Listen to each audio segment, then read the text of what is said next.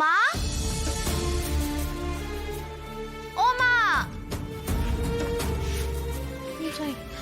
মা, এ কি ঘর তো পুরো ফাঁকা।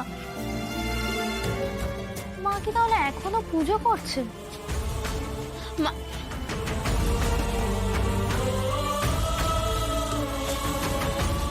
মা তো এখানেও নেই। সবুজ গাড়ি আন্টি,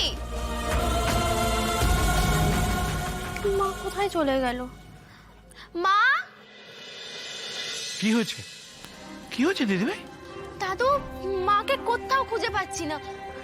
খুঁজে পাচ্ছিস না মানে? দেখ ঘরে টরে কোথাও আছে বোধহয়। দাদু, আমি সব জায়গায় দেখেছি, মাকে কোথাও খুঁজে পাইনি। এমনকি মা ঠাকুর ঘরে আজকে পুজো পর্যন্ত করেনি। মা ছাদে হতে পারে, দাঁড়া আমি গিয়ে দেখে আসছি। যা।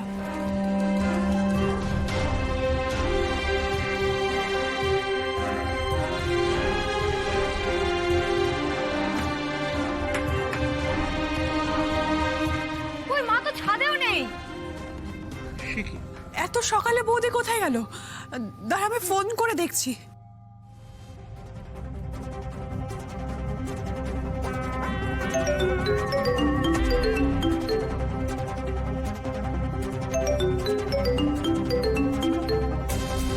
আরে মায়ের ফোন তো এইখানে।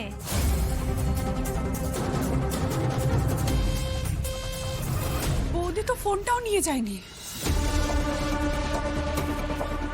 আমার মনে হয় বৌমা নরেনের দোকানে আছে।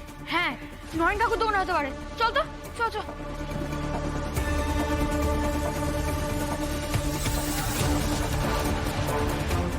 নরেন কাকু, হ্যাঁ? কাকু, হ্যাঁ ও নরেন কাকু, হ্যাঁ বলো। মা কি তোমার দোকানে এসেছিল নাকি? না তো, আমি তো এই দোকান খুললাম। তোমার মা দোকানে এলে তো ভালোই হতো।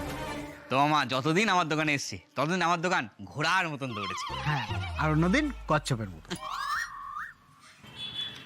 ওই জেঠু, কি হয়েছে?